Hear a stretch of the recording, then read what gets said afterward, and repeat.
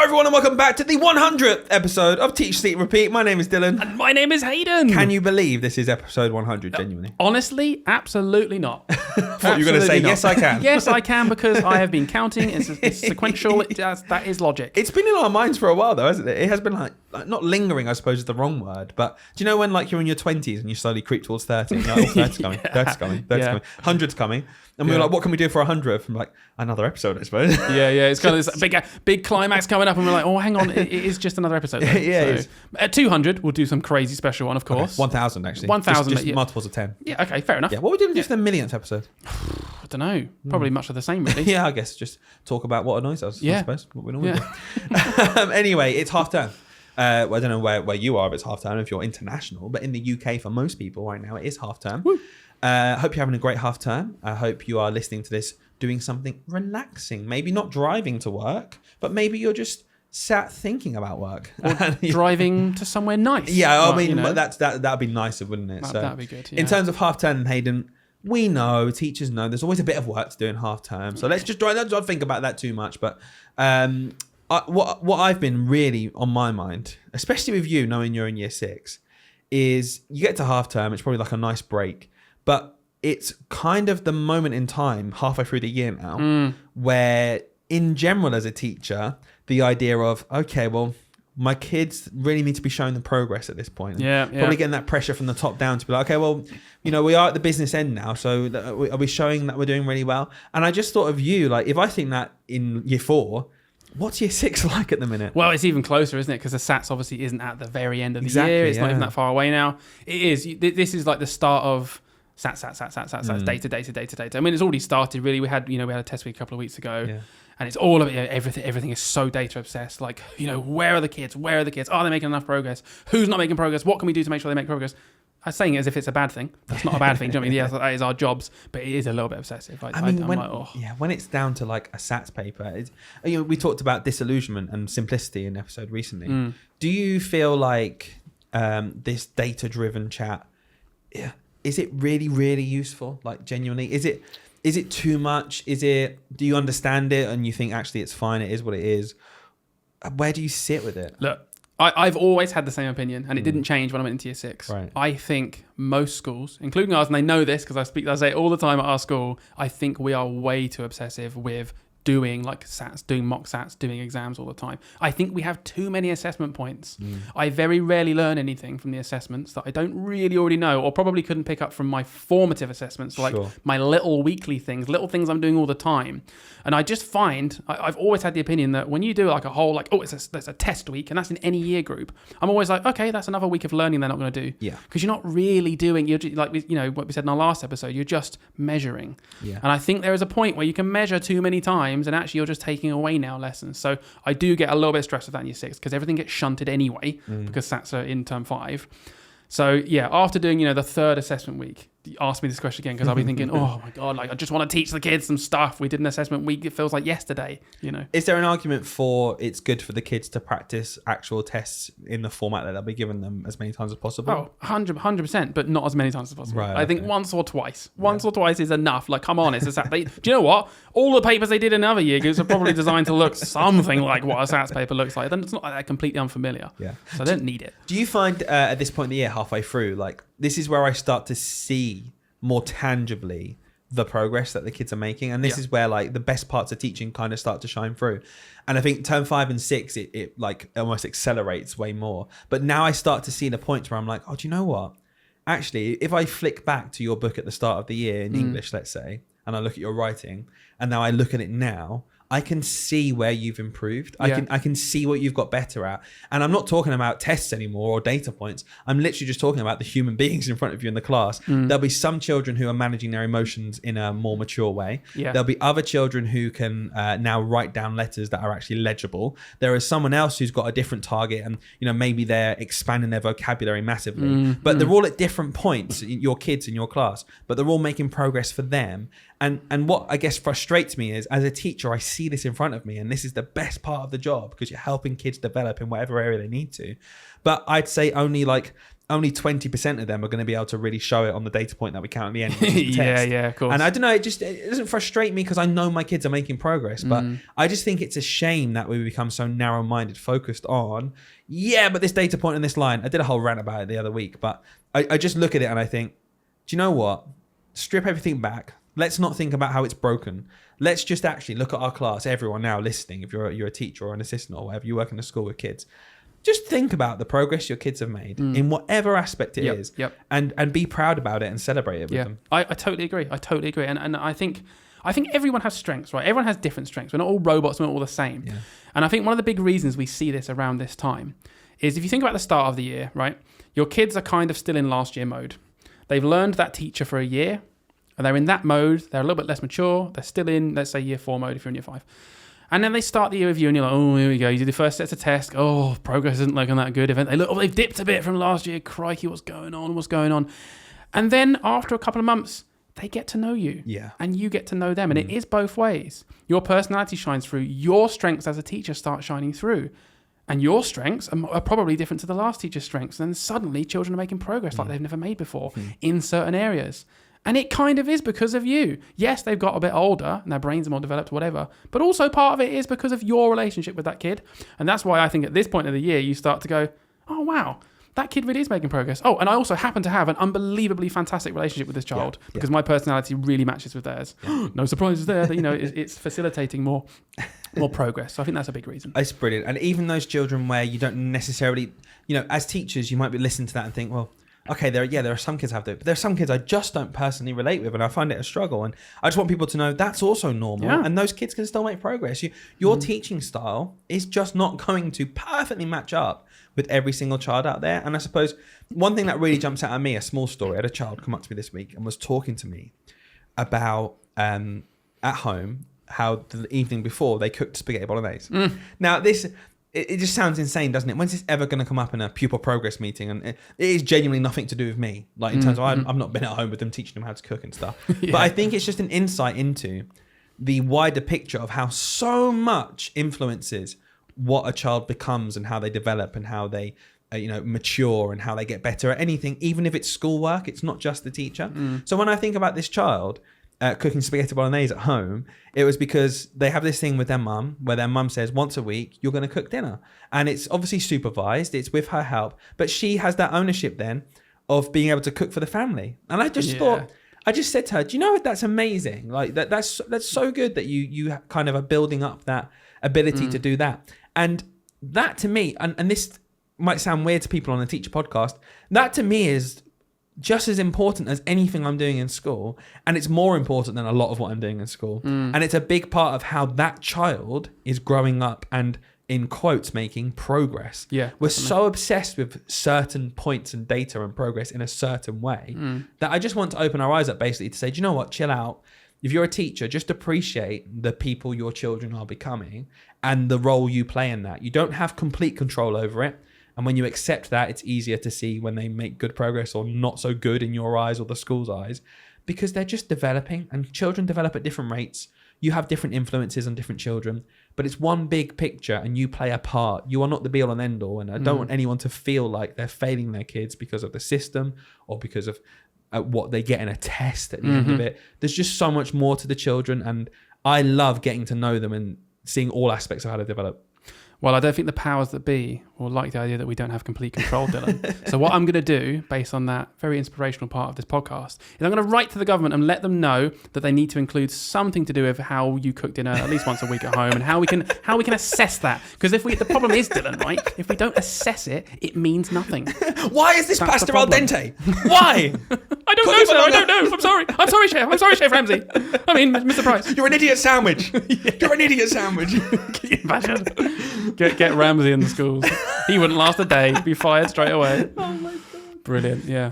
Well, what I want to do now, right, it's a bit of a special thing because it's episode 100. Yep. It's a special episode, Dylan, and I wanted to make it special. Right. So what I've asked you to do and I have no idea if you've done this or not, I hope you have, is I've asked you to try and think, reflecting on our previous 99 episodes, because this is episode 100, Dylan. Oh, is it? Is think about your favourite moment in the podcast. I've prepared one. I've got a moment I'd like to share, and I want to start with you. Have you got a moment that you'd like to share in this podcast? Because not everyone here has probably listened to all 100 episodes, you know.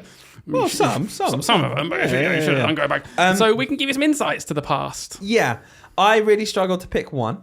Okay, so I did really struggle. I, by the way, have a gut instinct on what you're going to pick, so I have to see if that comes up. But mine, I reeled through some stuff. I've got a bit of a list, but then I'm going to give you the one I chose, okay? All right. So I thought about very early on, I think it was episode 3, we got a story about an inflatable dolphin funeral. Of course. That's just stuck in my head because that was, I think, one of our first submissions we got from a listener. From Matt. Your friend. And it was so funny. So literally episode 3, if you want to go back, I think our episodes are only half an hour then. They were. They're 67 hours now, so it takes some time. Let's have a look.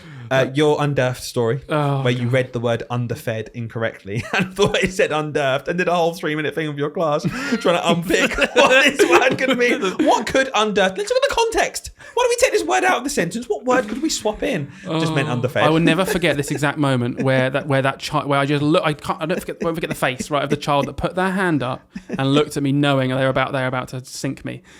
I think it says underfed.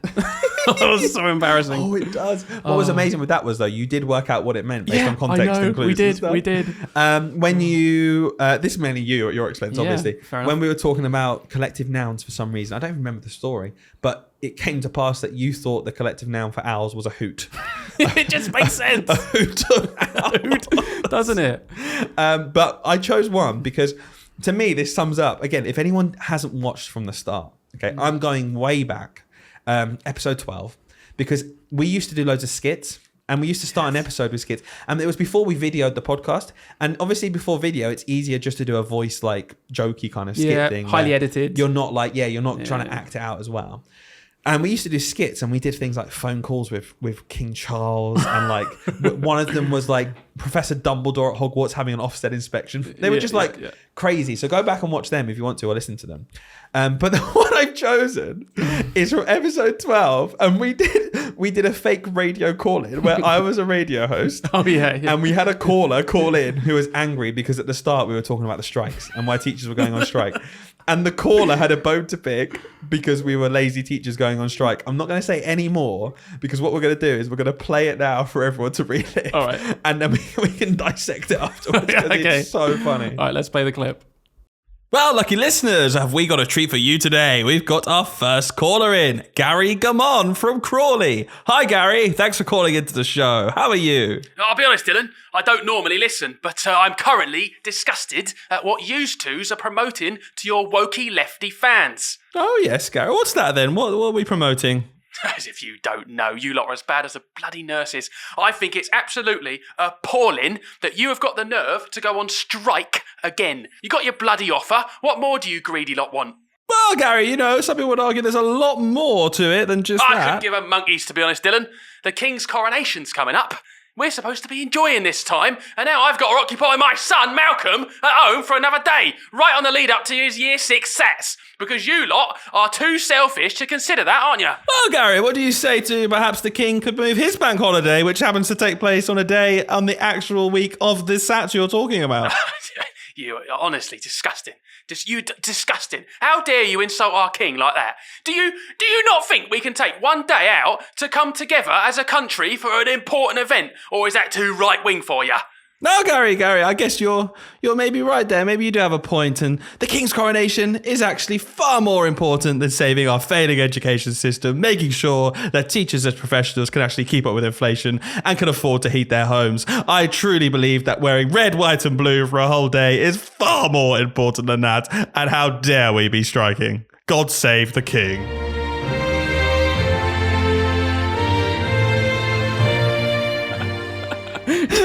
God save the King, Dylan. I think that's one of my favourite bits because it's just so, unfiltered.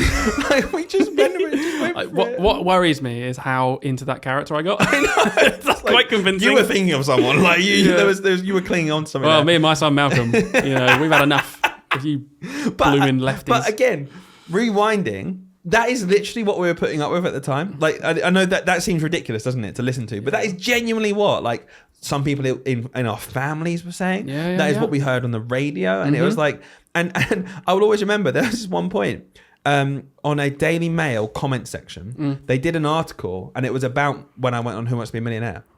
And I got a question wrong about a World War II bomber. No, or I didn't know it, and I needed to phone my friend for answers. Yeah.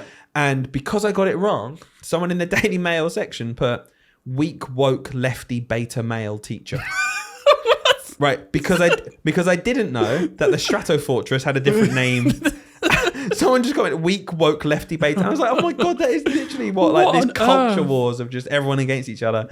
But that really, really made me laugh. And I just thought, in terms of like what parts of this podcast I really, really enjoyed, it was just when we had those funny moments. I do kind of miss the skits, and like you said, it's really hard to do it without with recording, video recording, because it is just different. You know, having the phone effect and stuff. We wouldn't be able to do it now. So but good. It was good times. I think about the first 10 or so episodes, each one started. So do go back and listen to the first ones. They're only short, but they're quite funny.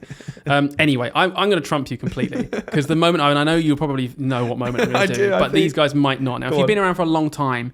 You if you've listened to episode 34, we're really going back in time now. We had honestly the best, funniest moment on our podcast. I don't think we'll ever top it. It was so unhinged and funny. So for context, Dylan had just had his son Rory. We were just under 2 weeks after that when we were recording this episode. So he was, I mean, just look at you in the video. Like you just even looked like completely out of sorts. He was so tired. You didn't know what was going on. You're a new parent at this time. And we were having this conversation about being a new parent and how you just have no idea what you're doing.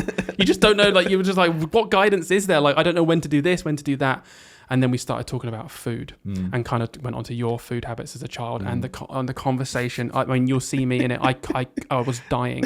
I was dying in that episode. So let's play this because it's just brilliant. But yeah, on food. So already you're thinking about like, so I said the other day, like, when do they eat food?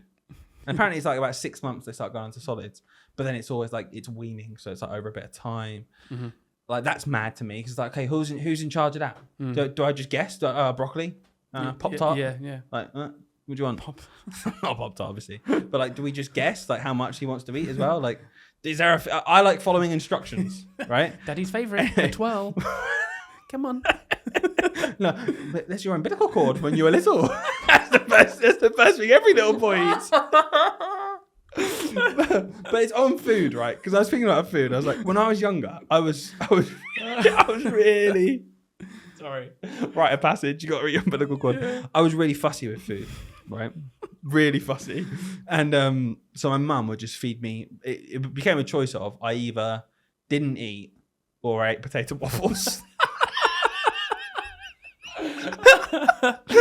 I think I know where this is going. Looking back and you're like, was there something up with that child? Sorry, did he refuse to eat unless it was a McCain's potato waffle? Yeah. Okay. All right, bird's eye. 5 years. Was there a spectrum we could have considered for this child? There's something called a diagnosis. So I'm very, very picky with food, and I obsessed over food. Right, so I always go through obsession periods where I will eat nothing but cornflakes for like 2 weeks. Yeah, right, and then I'm bored of that now, and I'll eat nothing else for 2 weeks. But when I was younger, it was potato waffles, and I didn't eat anything else. Right, oh, God. Until one fateful day when we were at a shoe shop, and we were walking around. You were at a shoe. No, bit worse than that. Oh, no. We were at a shoe shop, and I remember there was an umbilical cord on the floor.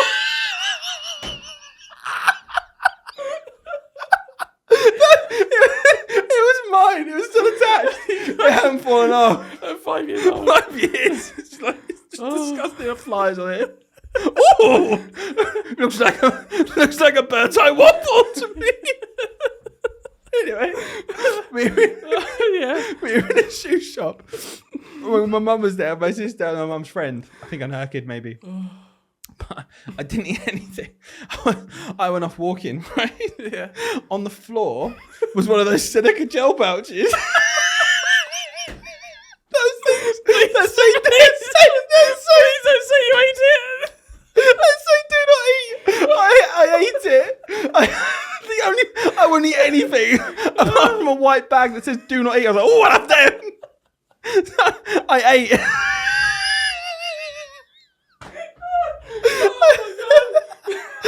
don't understand how your mum didn't think there was something up.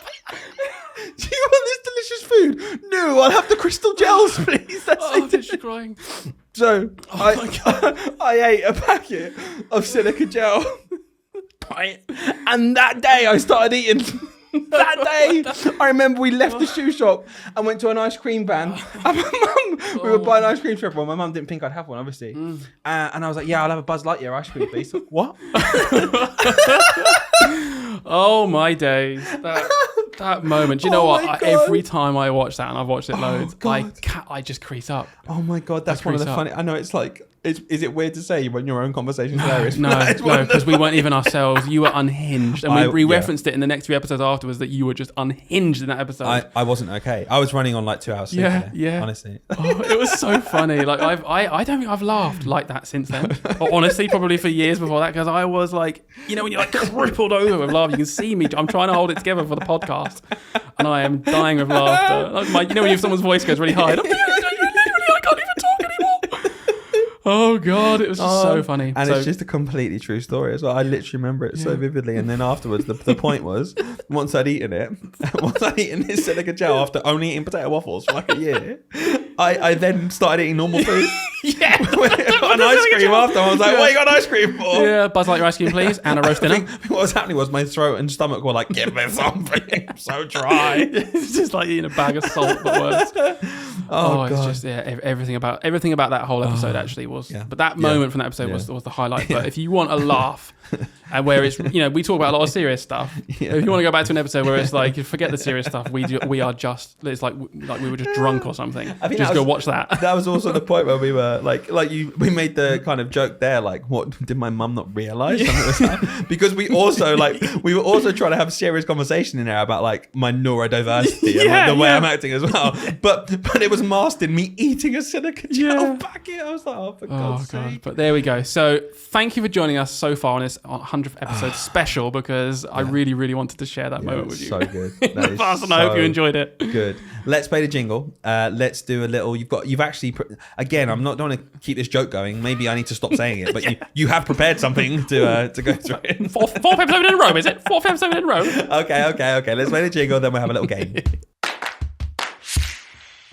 Before we dive into how we're going to run our perfect idyllic school, which I'm really looking forward to, you have prepared this. Actually, you've had this prepared for a few weeks, but it just hasn't fitted in. Yeah. So you've been desperate to do this. So I hope it's good.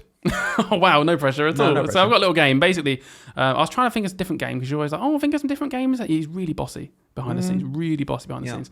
That's how you get into the top 10, baby. Yes. I don't know. Sorry, did I mention we're in the top 10 education? no, top 10 you didn't. podcast chart for education on Apple. I just sorry.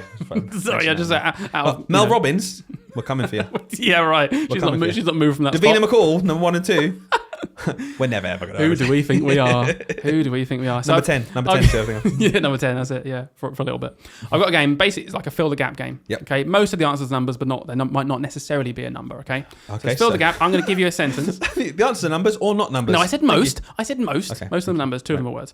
And you just essentially just got to think what you think fills the gap in this sentence. All to do with education, stats, Is this data, like that kind of my stuff. opinion, or is this like a No, fact? these are like facts I found. Okay. Real facts. The first 3 are kind of about teachers and teacher retention, and the next 3 are just interesting facts about schools in general, a bit wider. So we're going from the most funny part of our podcast ever to the most serious. The oh my most gosh, we're all serious what's thing. going But on. my idea, I'm hoping it'll just spark a bit of Okay, yeah, conversation come on. from the facts. Okay. Yep. You might not even be surprised at Go some on of then. them. So here we are. Yep. Between what year and 2022 do you think teacher vacancies doubled?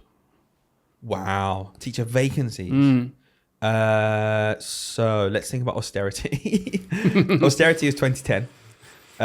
So that, 2011, around then, new government came in. I imagine that really played a part in terms of the pay was squeezed so much. So I can see lots of people being like, well, what am I doing? Definitely. I'm not getting any kind of pay rise. Between what year and 2022? Yeah. 2013. 2013. 2020.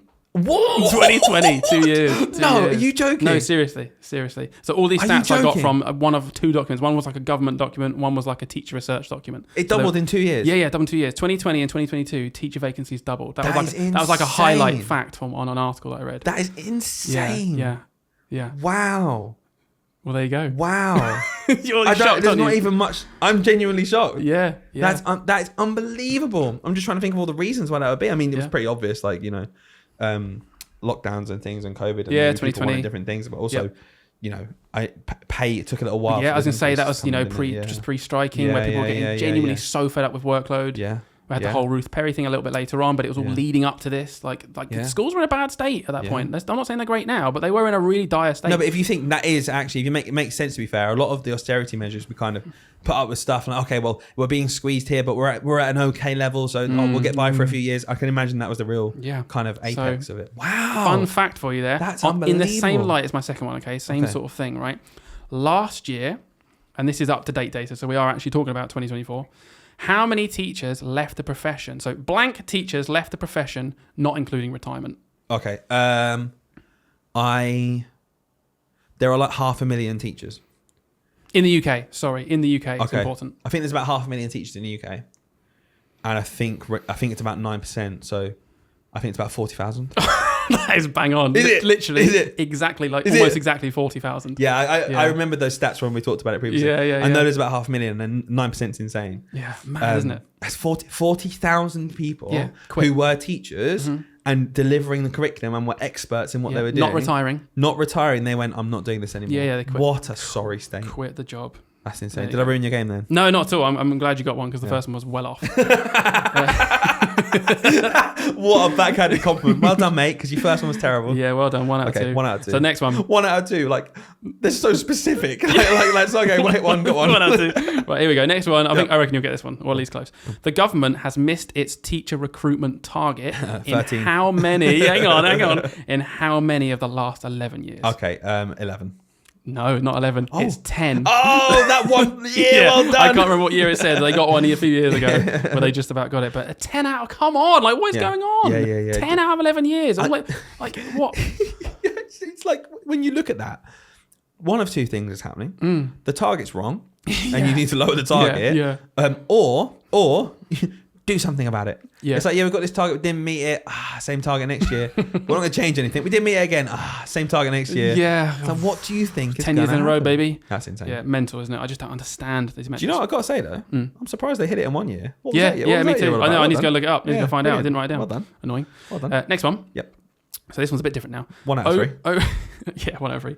Overall pupil this is easy, 50-50 chance. Right. Overall pupil numbers are expected to blank by 9.4% between now and 2030. Overall pupil numbers Overall pupil numbers in the UK are expected to drop. But yeah, by 9.4% between now and 2030. Yeah, decrease. Yeah, because there's like no one's having children. Yeah, isn't that crazy? That stat feels wrong. It feels backwards. Like I was hoping you'd be like, 2030, that's in the future, we'll have more people. I read a stat somewhere, 1 in 5 schools in London are closing. Yeah. Because there's not enough children to fill the schools. 9.4% though. Yeah. That's not even like an insignificant amount. That's huge. Insane, yeah. And we're kind of sleepwalking there because with birth rate and stuff, you don't really notice it for 5, 6, 7 years. Yeah. When they start going into school. Yeah, of course. So when the children are like 0, 1, 2, 3, it's like, okay, they're out there, they're obviously cared for and stuff, but the structures we have in place don't necessarily, like, you don't see a class that's suddenly 3/4 full. Do you know what I mean? Yeah, Whereas yeah, when they of start course. going to school and like we see it ourselves with schools, even in our area, that are panicking about the future because there'll be fewer children in the local area, they'll be more competitive for spaces, and one of two things will happen. Either schools will, like, across the board be 90% full and miss out on funding because of it, and it just won't be sustainable, or we'll have to see like 1 in 5, 1 in 10 schools literally close, because then that school has to take the hit and then the other schools can be full. So I'd be really interesting to see what happens. It's kind of worrying, and also the knock-on effect, not just for education but for just life in general. People understand how, I'm sure they do understand how pensions work. Pensions aren't someone pays into a pot, they get old, and that same money goes to them. Yeah, of course not. Pensions are paid for by the current workforce. So if we have fewer children being born now, in 30 to 40 years, when they are the workforce and we're retired, there won't be enough people to pay for our pension. They're going to pay it. There won't be anything. And it's just weird because I guess all our lives we've seen a rising population. I just feel like it's the natural way of things. We just get more and more people, more. Honestly, at this point, how many people do you know who are simply choosing not to have kids or have children Isn't later? That a sad state though? But it's because of, it's not financially viable. Yeah, that's what I mean. It's crazy. It's so sad. Yeah, I find it crazy. And just that's it. But my point is, I genuinely, I've said this a million times, I would have like 5 kids. I would have 5 kids, and I'd have them like one after the other, and I'd be like, I feel like that I would love that personally if I could possibly do that. Yeah. But the big barrier, of course, is the money. Yeah, of course it is. And but that's the only barrier to me. And for many people, that is the only barrier. And for many people, that's the barrier of them having one. Yeah. Never mind like two or three. Well, I know multiple people who are like teetering on the idea of maybe having children or trying to have children, and they're sort of like, nah, we just can't afford to. Yeah. We can't even afford, because maternity pay is so bad as well. Paternity, whatever it is, it's so rubbish in most sectors. They just can't even afford to have the time off to even have the baby. Like, it's just mad. We live in a dystopian future sometimes. I feel like I look at it, I'm like, is this really real? Well, like we always say, I absolutely defend every person's right to choose to want to have children or not, or whether they can't have children, whether it's a choice or not judging anyone at all. But what you have to have is some incentive for those who do have children, in terms of there has to be something there to help them. Yeah. Because it is literally the next generation. You can choose not to do that. And that is absolutely, it doesn't make you any less of whatever. It doesn't mean you shouldn't get perks in your job. The worst thing I find is when, you've got kids, you get this in the job that someone else is doing, but they've chosen not to have kids, but they don't get extra time off. Yeah, I get it. It feels unfair. There's got to be something where it's like, in terms of a workplace, you should treat everyone equally. Yeah. But there are some like fundamental things like child tax benefits, like simply the infrastructure built around your children to make sure they can get appointments on time. That kind of thing needs to be provided by the state, because you look at children now who are waiting 2 to 3 years for a diagnosis, never mind then afterwards getting the support they need in place. You're going to bring a child into a world who has needs, and you can't control that, knowing that the system will fail them until they're a certain age. That's not acceptable. There has to be a certain level of support for children and for having children that at least incentivizes it slightly. Else, this is what will happen. I agree, but do you know what people say about that? And that this is saddens me, because it has become like a really normal rhetoric within the idea of having children. Is people will say, no, you didn't have to have children. Yeah. I really hate that argument. I think it's a stupid argument. Yeah. I'm like, okay, all right, do you want humans to exist? Do you want your pension to be paid? Yeah. Like, what do you mean? Didn't have to have children? I know. Yeah. We all know that, but we all also know the entire world literally revolves on more humans. So what are you talking about? Didn't have to have children. Okay, we'll all do that. It's like people say, go get, it's the same logic, right? People that said during the strikes, go get another job then. So, okay, do you want teachers though? Because if we all took that advice and you really thought in your little brain a little bit harder about that, and if everyone actually took that advice that you're saying for us to do, there wouldn't be any teachers. So what do you want? No one to be teachers, or a better system where teachers are paid fairly and people are doing the job? Do you want no humans? Yeah. So you can be like, oh, there you go. You had a choice, didn't you? Yeah. Or do you want only rich people to have to have children? To have humans. To have humans. Like they're a pet. Little pet humans. Yeah, completely. And I think that's the teetering point where I really strongly believe, and I know people who choose not to have kids, and I hate the fact that they feel marginalized sometimes, or like frowned upon, and I absolutely don't. And I think it's completely within everyone's right to choose not to. Yeah. But you cannot punish someone for choosing to. Yeah, I agree. You have to incentivize it. When there's a single mum in the news talking about the stresses of her life, and then some boomer is reading it and saying, well, didn't have to have children, did you? Your fault. Yeah. I'm like, can't get over yourself.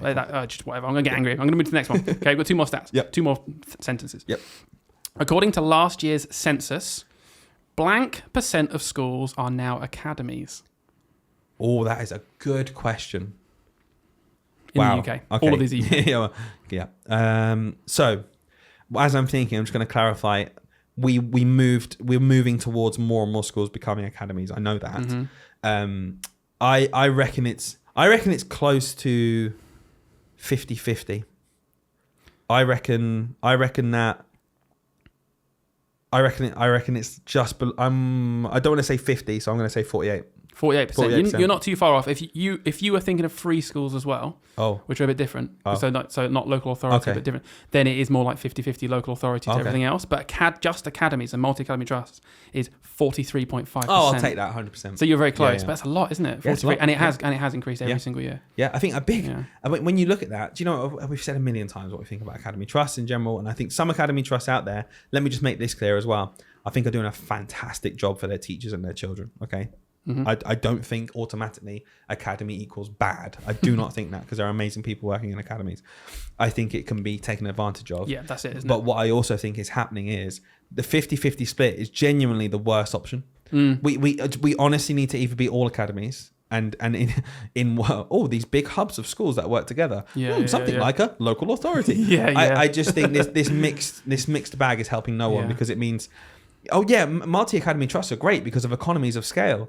But we had the perfect economy of scale at the start, guys, when we had 0 academies and we were all under this local authority. Yeah. So, all the arguments for a multi-academy trust, I'm just like, I feel like we could have done that without privatizing education. Probably. You're absolutely right. Last stat. This is an interesting one. 6.9% of pupils in the UK are not... What? Listening. I think it's a bit more than that, mate. A bit more than that. 6.9%. So 6.9% of pupils in the UK are not blank. What are they not doing? Is it sensitive attendance? It is. Are not in school enough. Yeah, literally. Attending school. You had it. Oh, not attending school. Not attending school. Does that count home education? I don't know. Maybe because that might account for it because that's a lot. Yeah. So maybe some are getting homeschooled. Well, I don't know. I was looking at the this was from a government one. Okay. From the government census. Okay. I don't know. Maybe I have to check that one. Interesting. But it said but it's still interesting to know. Yeah. So I think the most interesting part was actually the comparison, which is kind of what I wanted to get onto. Okay. Right. Pre-pandemic, this number, whether it is including these people or not, was 4.5%. Yeah. So it jumped like 50%. So it did go up, but just after the pandemic, it was 7.6%. Wow. So it has reduced a little bit, but not much. It's I think homeschooling has become more popular. I think because people kind of got a taste for it in COVID and the lockdowns, I thought, maybe we can do that. Yeah. That's really interesting. I mean, I think we should do an episode in the future, not that I'm trying to kick this down the road, but about these children outside of the school system and the different ways in which children can be educated and maybe look a bit more into homeschooling, because as an educator who works in a school and as a teacher, I obviously can see the benefits of being in school, but I do also understand that, for a fair lot of children, there are benefits to being outside of school as well. And I think it would be good to have our eyes opened a bit to that option. Big time. Because I think it's easy when you work in a school to be like, no, it's school. School's the best way. But I think we're so open to working with children. What a ridiculous thing that would be to say that this one way of doing it is best for all kids. I know. It would be quite ironic, quite hypocritical, wouldn't it? Yeah, exactly. Yeah, definitely. That'd be a good conversation. That's good. Well done. Oh, I'm glad you like that. You did. You got into that quite well. I did all right as well, didn't I? Good conversation. I can't get over that first. Teachers' vacancies. Yep. God, I can't get my words out. I'm so shocked. That was crazy. 2 years. That was a good one. I'm glad I started with that one. Got you hooked in, didn't it? We're about to build our perfect school, okay? And it's quite a big job, and we're going to try and be reasonable, but we're going to go for solutions. What would we do if we were in charge of a school? Can't wait. There were so many bits, though, because all we've done is actually just categorize parts, and we've not prepared anything. I don't know what you think. You don't know what I think, apart from the fact we've done 99 episodes, so I've got an idea. But there were some bits where they just weren't really able to be fit in to have a proper conversation about. So we've made a list here, and this is going to be a quick fire, yes or no. Okay. Would you do them or would you not do them? Maybe a sentence just to justify it, and then we're going to move on to the other person and swap it. We're going to do one each. Mm-hmm. So I'm going to start. Mm-hmm. You're going to say yes or no and tell me why. Okay. And I can't come back. I can't argue. All right, so I'll just give a little point. And then you just say the next one, and then you can't argue. We've got to try and actually make it quick fire. Is that what you're saying? Let's try, because I know what we're like. Unlike us. Yeah, we like to talk. Yeah, okay. Ready? Mm-hmm. First one. So the question is, would you do this in your school? Mm-hmm. Have attendance awards? No.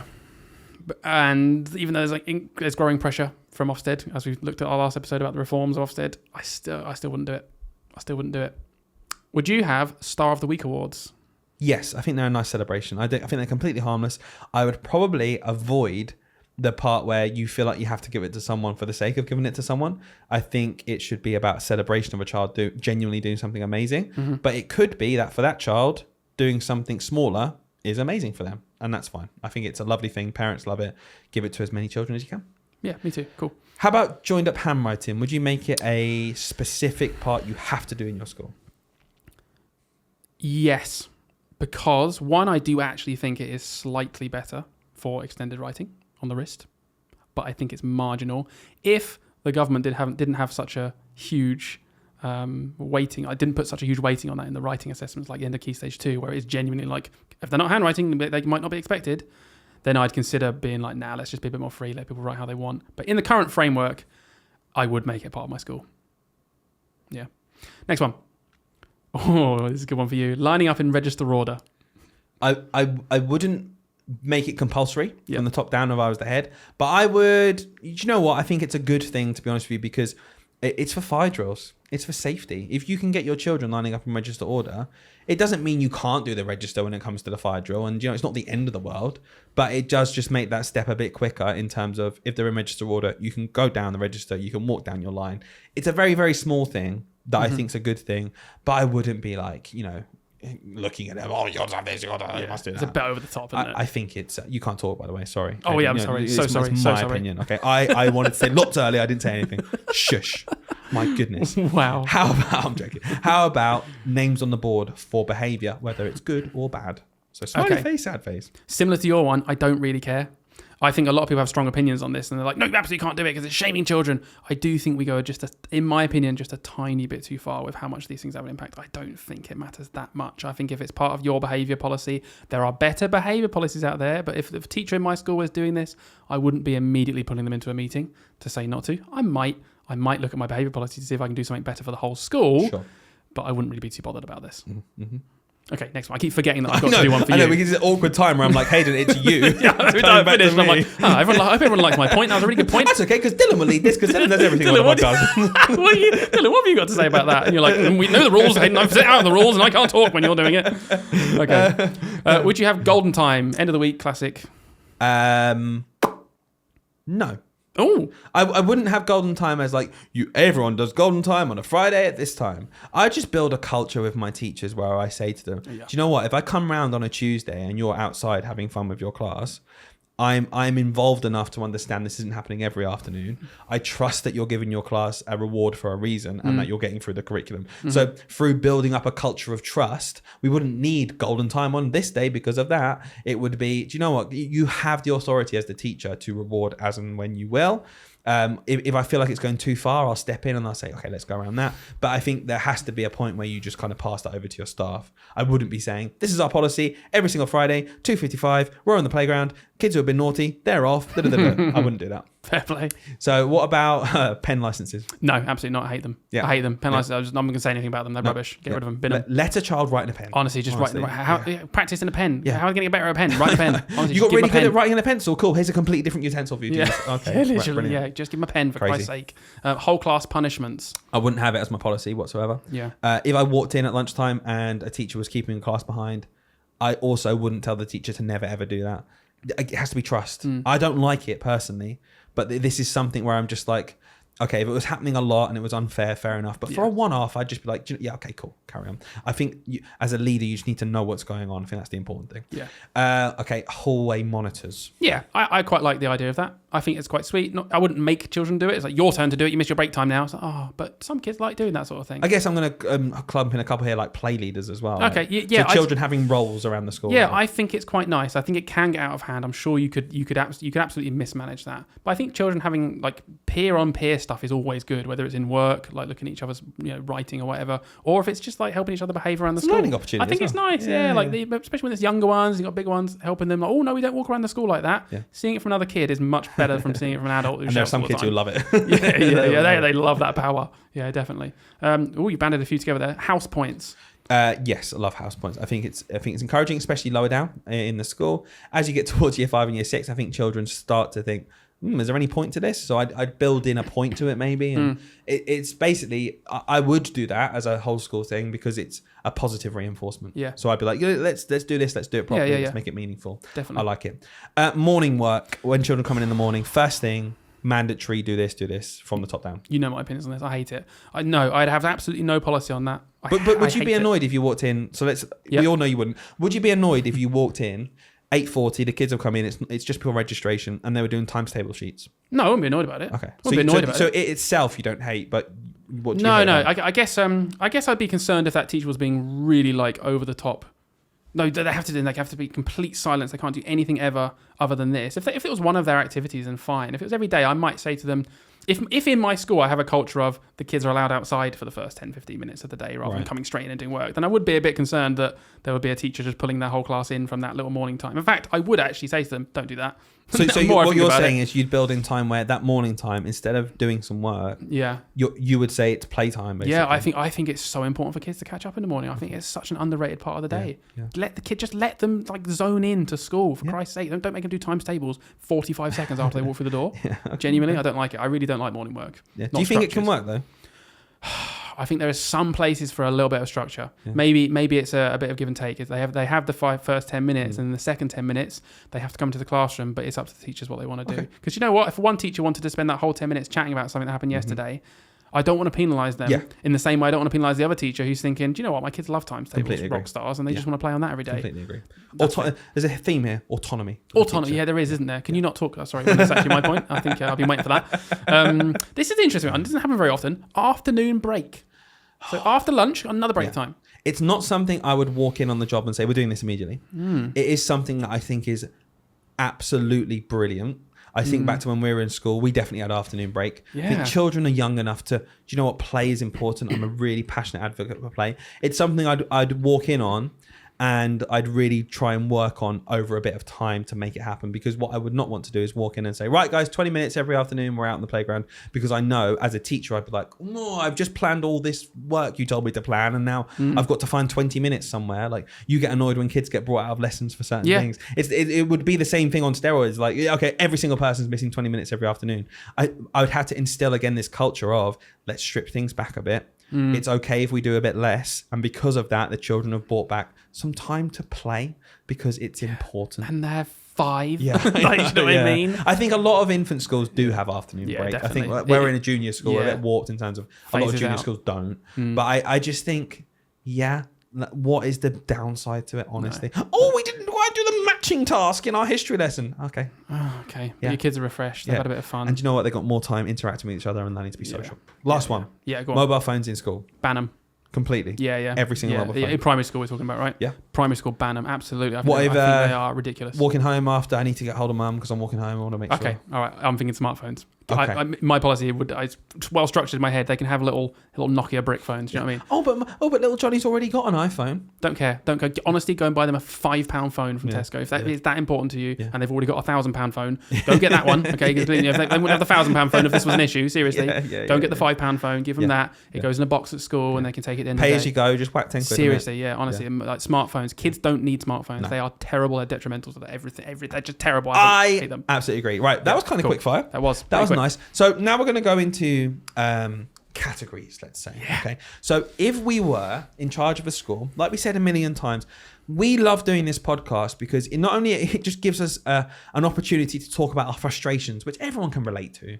Everyone knows in their job, no matter what your job is, there's always going to be frustrations you want to talk about. And it doesn't mean you hate everything about your job. It just means you're a human being where things are annoying and you try and find solutions. And a big part of our podcast that we do really pride ourselves on is trying to come up with solutions rather than just saying, this is bad, isn't it? Yeah, okay, on you go. So in our 100th episode, we thought, let's take our favorite part of the podcast, which is trying to brainstorm and come up with ways of fixing things, and kind of just like do it massively across the board.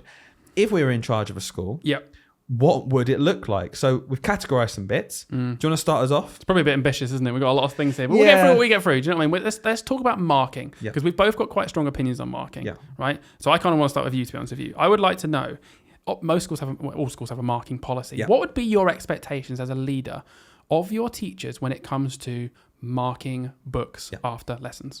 Okay. Because of my policy, marking books after lessons would become really not necessary. Okay. So first thing, I'd build in the opportunity to live mark as much as possible. And that's not just because it helps teach wellbeing and workload, but that is a reason, and it's okay for it to be a reason. Okay. So that is a reason. It's also because live marking is so much better. Live marking is so much more for the children to have instant feedback. It's just more beneficial. It's as simple as that. So my policy would be as much live marking as possible. In maths, almost every day live marking. If there's some reasoning to go through or some answers you want to read, do you know what? I would say after every maths lesson, you should just flick through the book. That can take 20 seconds per book. In a class of 30 children, that's 10 minutes. Okay, I think it's reasonable to have just 10 minutes to flick through and know where your children are. For English, unless it's independent writing or a chunk of writing, Again, I would say if it's sentence level work, mark it in class. If they're identifying where the adverb is in a sentence, mark it in class. If they are putting in adverbs into a sentence and they're doing their own writing, peer mark. Swap books, identify it together, work as a class, do it in lesson, go around in helicopter. If they've done a chunk of writing or independent write, we've been testing this recently in school to try and streamline marking again, because I think sitting after school and writing capital letter 54 times in the margin is pointless. So I think what's really working right now for us in English is pick one thing. Look at their writing and pick one thing and highlight it. And tomorrow morning, first thing, they fix it themselves in class. It's more meaningful then, because the children are directly going back to what you said, and it's individualized for each child. I hate marking, but to me, this is the best version of English marking I've ever done, because it doesn't take very long at all, and it's really meaningful for each child, and then they're fixing it themselves. And what's important for me in a marking policy is that children are doing more work than the adult. If that is not the case, then the marking policy is broken. So that would be my kind of fundamental outlook when it comes to trying to sort marking in my school. The children do more work than the adult, because A, they can see their mistakes immediately, and B, it is complete waste of time for an adult to spend all of that time after school marking when the children don't really do anything in the first place. Yeah, brilliant. I agree with a lot of things you said. I'll add a couple more things. I'd been off any kind of grading. So I really don't like it. I think it's very common in schools. We've been in schools before where they give stickers, and they had a sticker for to say if we think they've got it or not. Like a green, it's usually color coded. Like I think green is very commonly you got it. Orange or red is very commonly you didn't get it, and there might be another color for wow, you went above and beyond. I would get rid of that. A lot of research suggests that there's absolutely no benefit to every single day, every single lesson telling children whether they got the thing right yesterday or wrong. But there is benefit in giving them feedback in some way. I think writing is the big barrier. Writing is the one that I always comes back to when I'm thinking, scrap the writing, scrap marking completely. And then I always come back to writing and I'm like, but they do just need feedback all the time with writing because they can't get better. That's a hard one. Self-mark as much as possible, I agree with. Live mark around the classroom as much as possible, I absolutely agree with. I think most lessons, maths and most foundation subjects, really you can get away with honestly not even marking them. I think I'd be a bit, I don't know if I'd do this. I think I'd be quite open with my teachers, right? And just say, I don't care. I don't care what you mark and what you don't. I'll come to writing in a second. Writing will be separate. Because what we can do is we can track the progress. But what about, as a leader, it would feel really uncomfortable to me if one teacher was spending 2 hours more than another teacher. So for me, simply just saying, I don't care. And you know what? I do care. I really do care. And if you're spending loads of time marking, we need to come and try and sort it out and realize why. So I would really say to them, if we're normalizing no marking in books, right? The children have to go through the school not having marking in books. Yeah, that's a good point. Because as soon as it comes to the year 4 teacher, and let's say they've got a different maths teacher who's giving them feedback in the book, but then their English teacher isn't because the policy says I'll do whatever, the children will become, well, why am I not getting in this book? I think it really has to be consistent in that respect. If we're saying nothing in books, maybe we're doing whole class marking on a feedback bit of paper.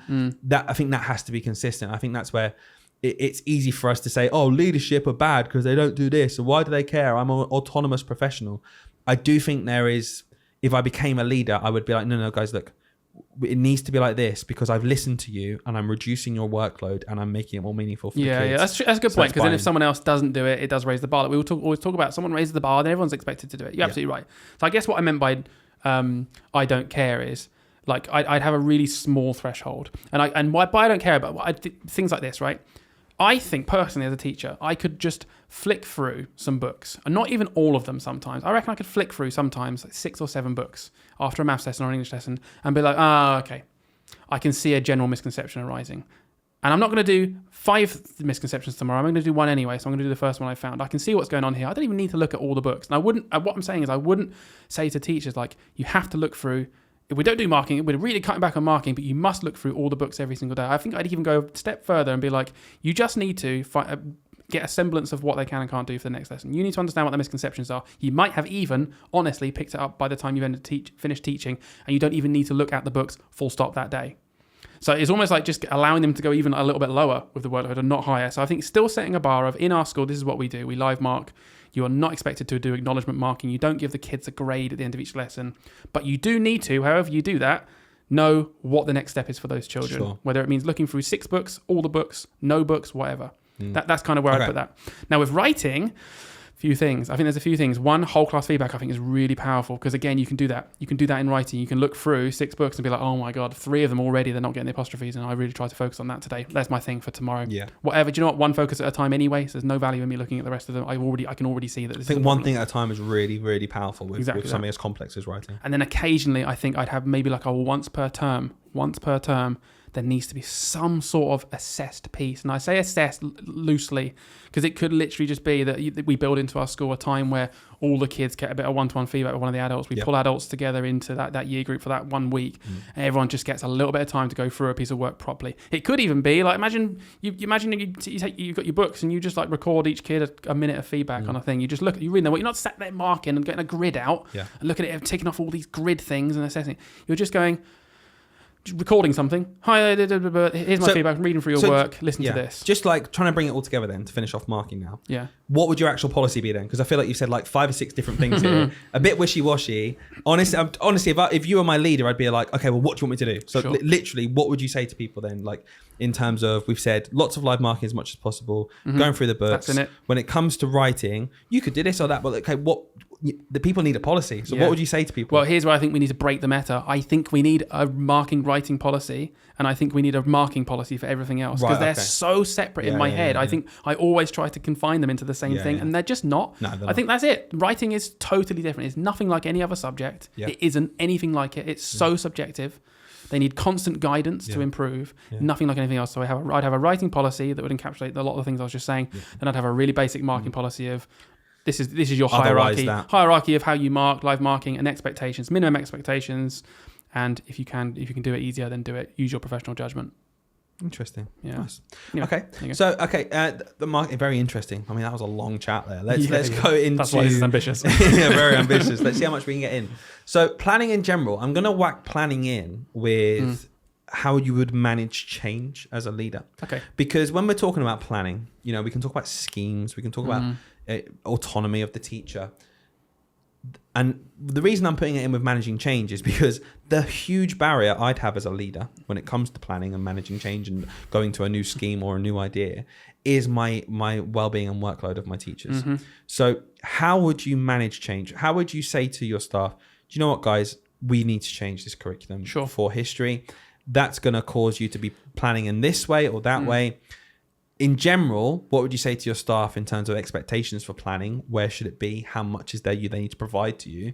But also then if planning changed and we had to implement huge amounts of workload because planning takes up most of our time, how would you manage that as well? Okay, quite a lot there. I think some really basic ones I can do is I wouldn't have written planning. I think written planning, that's quite common now. That was kind of binned off a long time ago. A lot of people make most of our lessons, let's face it, are on PowerPoint or Smart Notebook or something anyway. So how would you do a medium-term plan? That's different. So I mean like weekly written plans. Right. We write down daily what my walk's going to be, what the task is, what my challenge is for the children, all that stuff. Especially when it's already on the slide. Exactly. I think anything where stuff gets doubled up, we don't do it. Yeah. So if the planning already exists on the slide, that's fine. But you know what isn't on the slide? The medium-term plan. Sure. I think that needs to be separate. And that comes before, doesn't it? It comes before, and it should be very straightforward. Honestly, just a progression of learning objectives is generally fine for most things. There might be some nuances. I'd look into it with my subject leads. Okay, maybe we need a little bit of nuance here, but we keep it as simple as possible to show progression. Because you're planning for progression anyway, and if you're not doing that, you're actually not doing your job properly. So I do think you need to plan for progression. And if you're doing that, you might as well just write it down. And also in that, if it already exists somewhere, like for example, the White Rose scheme of learning that are progression and medium-term plans, don't rewrite a medium-term plan. Use that. Just use that. Yeah, you literally say, oh, I'm using that progression document. Exactly. Oh, it's not in our format though, is it? But it's the number of the school logo at the top. Logo? Okay. It's not in size font 12. Yeah. Okay, so planning that, there'd be very loose rules around like that sort of stuff. Like it has to be, some schools are really strict. They're like, everything is in Comic Sans and it's all size 12.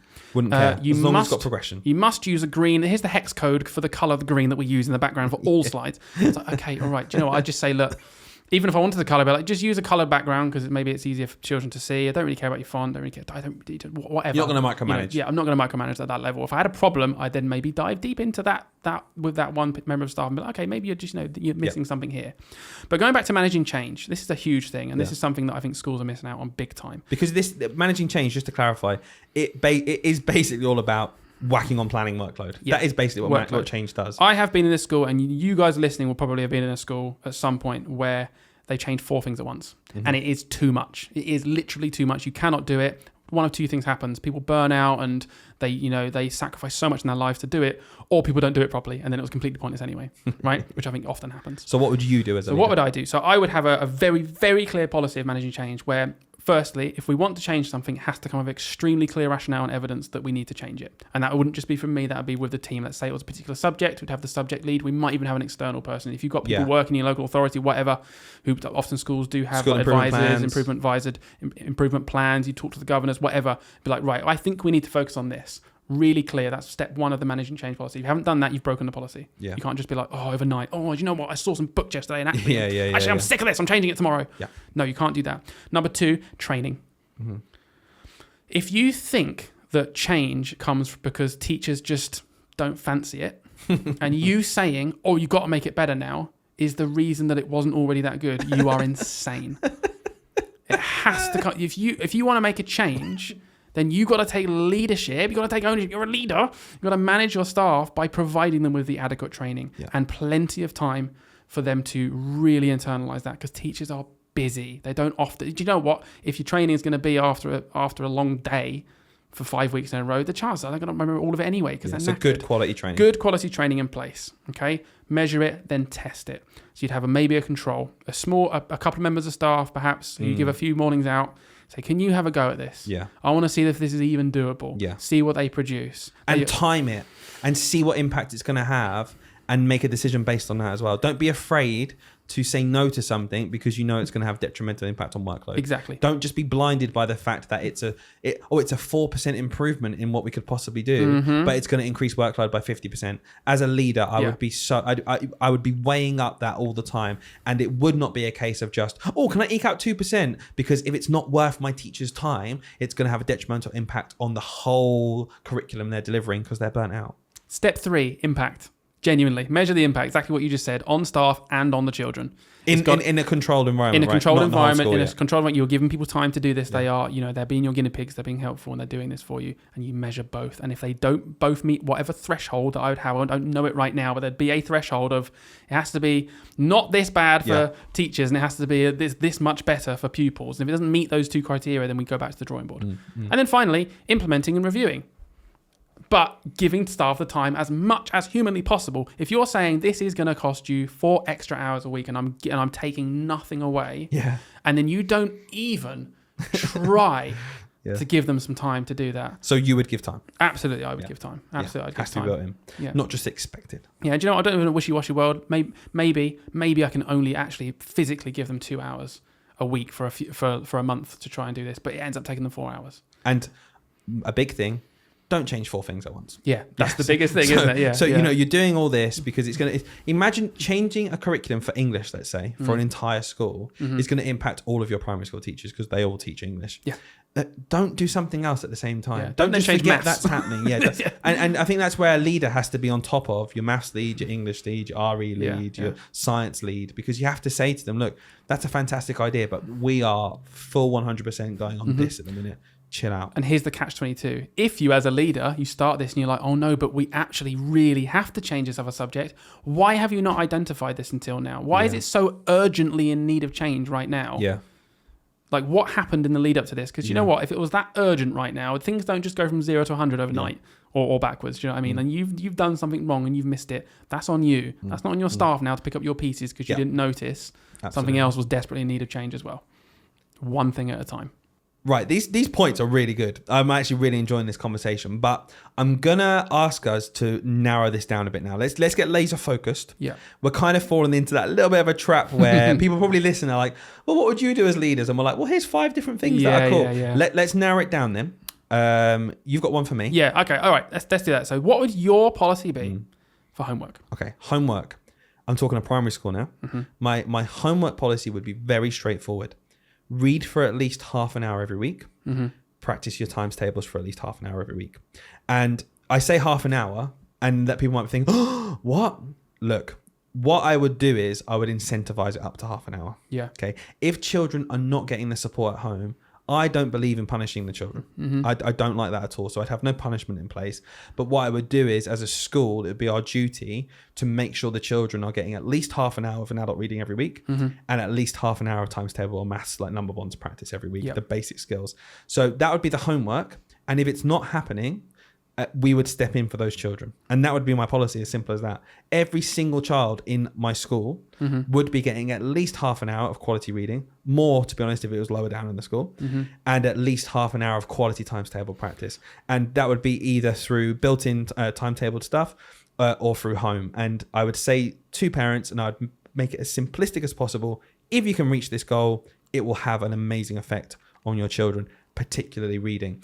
But I would view children not doing homework in a primary school as our burden and not the child's punishment. Yeah. What do you mean by that? What I mean by that is, I think a lot of schools kind of fall into, if you're not doing your homework at home, staying at break time.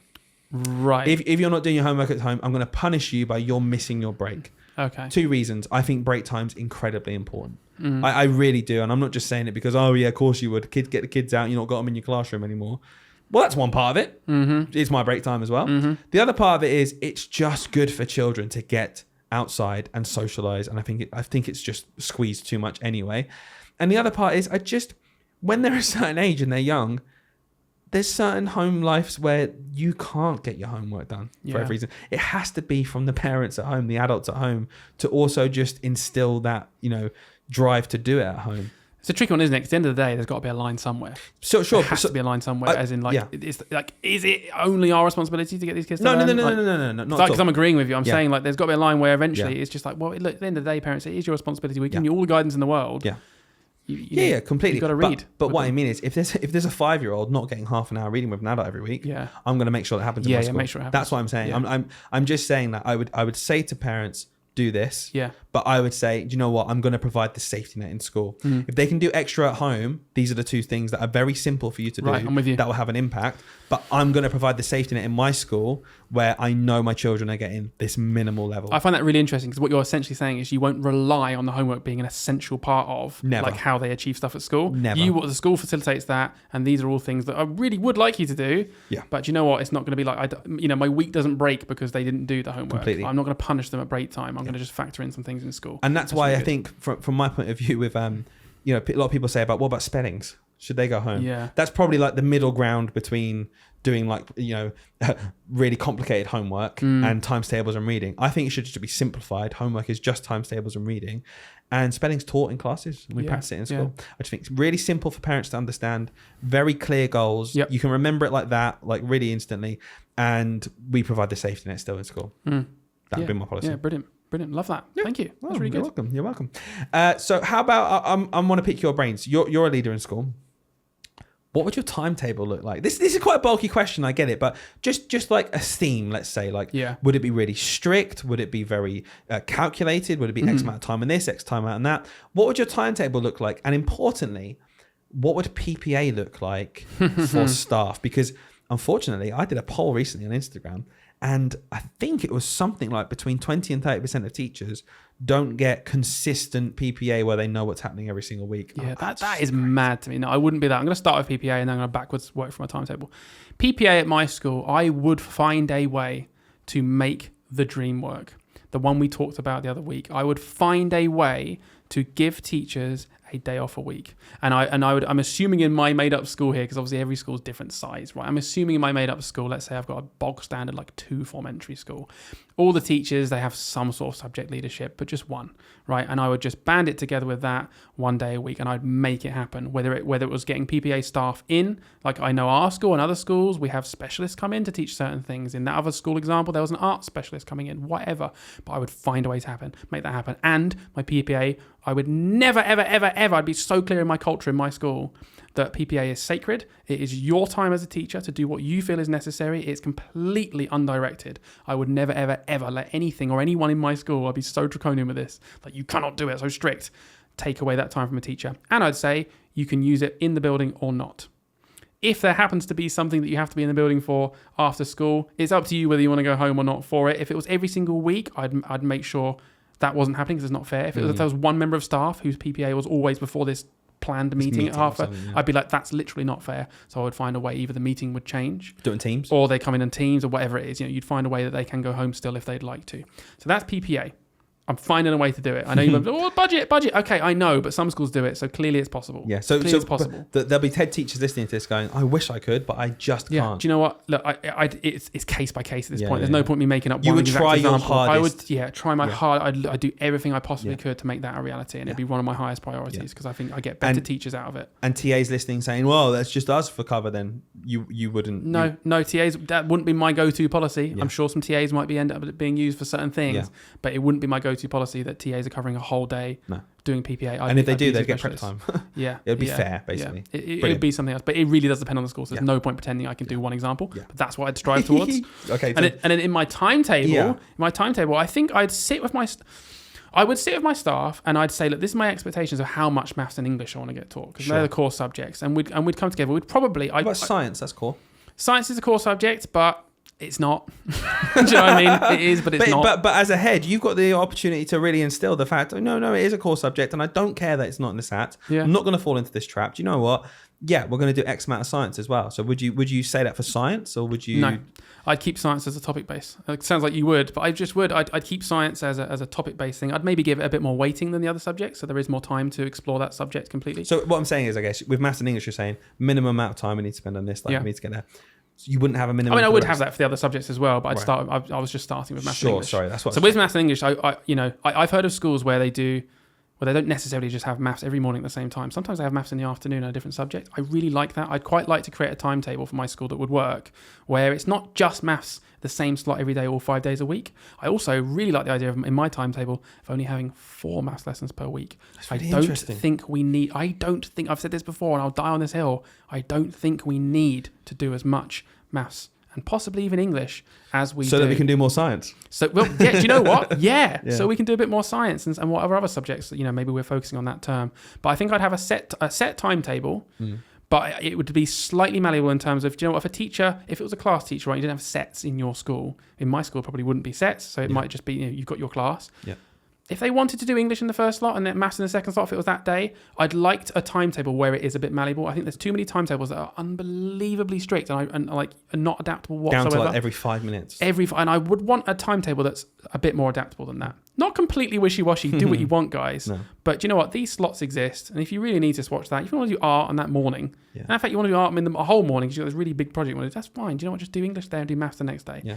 That's okay. So my timetable will be malleable. Yeah. And do you know what? Sometimes I want to do a lesson with my children first thing because they're just more fresh and ready. Yeah. And it's kind of annoying that the only time I ever do history is when they're absolutely done in from a whole morning of working extremely hard for English and maths. Yeah. Sometimes I'll do a history morning and we'll do some maths in the afternoon and we'll just mix it up because it would really highlight the importance of the other subjects, I think, and it would get more out of the children. And I think there's a lot of room in that kind of idea for more cross-curricular stuff. You know what? English really is almost every subject. You do a history morning. I tell you now, you'll be doing English throughout it. Of course you will. You can't not. There's bits built in. Yeah. Oh, do you want to read this text about Henry VIII?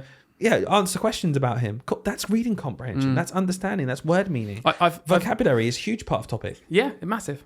I've heard of some schools that have a completely malleable timetable where they just say you just have to have 4 maths lessons and 4 English lessons or 5 or whatever, and this amount of the other lessons in the week, and you make it work. I think that's crazy. I think that's a little bit like, I actually think, ironically, that probably has just unnecessary workload on the teachers because they got to think about, they got to sit there and plan their timetable every week. Yeah. And it probably end up being the same. I think sort I of quite thing. like it though. But it's kind of cool, isn't it? Like I think there's a nice middle ground there of, hopefully the theme is coming across here. I think we need to break the system a little bit. Yeah. I think we need to break that. Everyone does this. This is how it works in teaching. But so, do you know what? Do we have to? Do we need a set timetable where maths and English taught 5 days a week every single time at the same time? I suppose linked to that then, let's talk about the last thing we're going to talk about here. There's plenty more we could have gone into. But the last thing I really want to talk about then to finish off is, as leaders, I feel really strongly about this one because we've talked about it a lot, is observations, accountability, feeding back to your staff.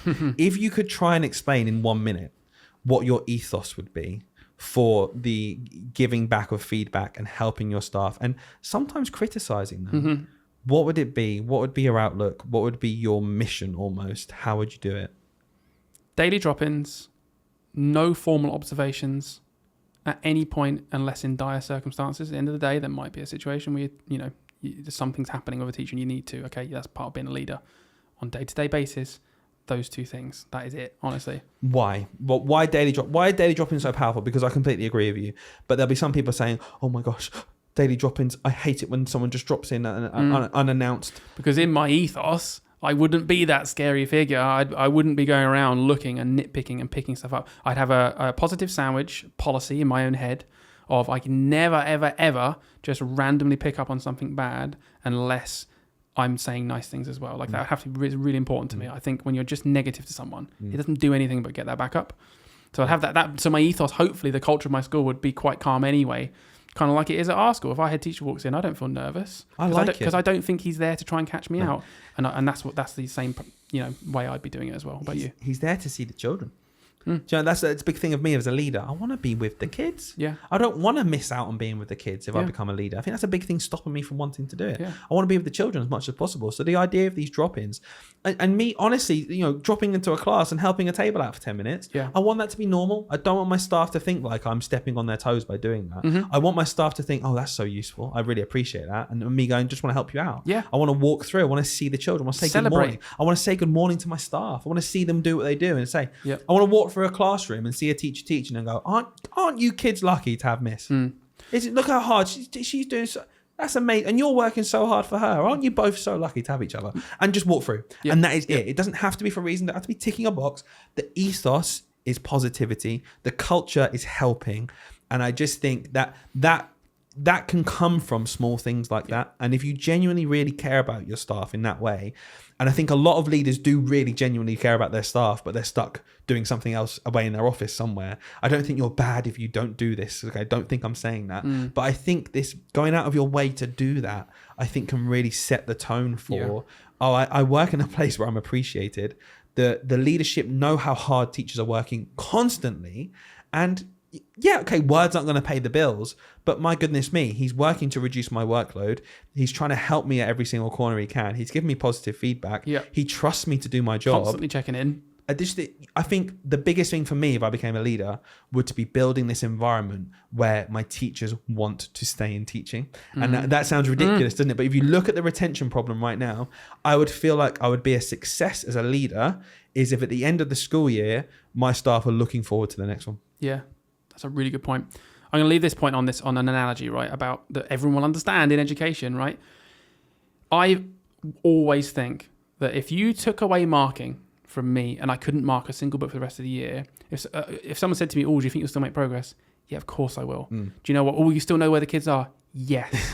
In the same way that I don't need in my lovely school that I work in to go to formally observe my teachers 3 times a year on a bit of paper if I'm dropping in all the time. Yep. I will pick up anything I need to pick up as a manager, whether it's something that it's a difficult conversation that I need to have with someone, or it's just a bit of praise. I'll pick it up in the same way that I pick it up when I teach my kids every day in the class. Really, and you know what? I don't need to look at their books. I don't. No. There might be small, tiny things you could gain, which is obviously why people do form observations, tiny things, but it's not worth it. Yeah. It's not worth the cons that come with it. Yeah. So yeah, I would absolutely have that ethos. Brilliant. Everything would be positive. And I think I'd ask my staff every day, is there anything I can do for you? Yeah. That'd be, it's just so easy. Just walk into the room. Oh, morning kids, getting on right? Excellent. All right, Mr. Price, anything I can do for you today? You all good? A new car. Oh, God, I tell you what. You said you'll be positive. Come on. Yeah. Oh, I gave you a new car last week and you asked me the week before as well. Thank you. 3 cars? Are you sure you need 3 cars? Okay. Yeah. But there we are. No, positive ethos. I think that captures it, doesn't it? Really, it's finished. Yeah. We're getting on now. But if we were leaders, it would all be about positivity, making positive change, managing workload, massively, actively doing something for that. Actively, not waiting for my staff to burn out and say, "Oh, by the way, can you help?" I think a lot of leaders who have the best of intentions, they wait for that to happen, and then they want to help. And a lot of leaders say, "No, I just want you to come to me and talk to me about it. Of course, I'll help you." And lots of leaders will.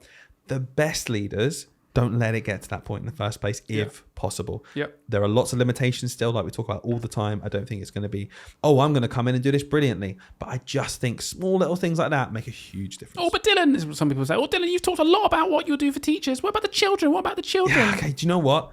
I hope this comes across when I'm talking. The only thing I care about is the outcomes for the children, because in me helping my staff, who I also care about, the children will get a better education. Do you know what I care about? Really weird. Only the children, It's really apparently, weird. not the staff. Do you know what's really weird? Do you know what I care about? Other human beings. Yeah, literally. Yeah. Are you another human being? Cool. I care about you.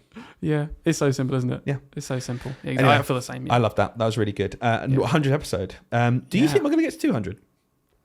I think absolutely, yeah. Let's do it. Yeah, of course we will. Nice one. Okay, guys. See you next time for 101. Doesn't sound as Should we just skip? I tell you what, if we just write 200 in the next one, we'd have done it. See you next week for episode 200.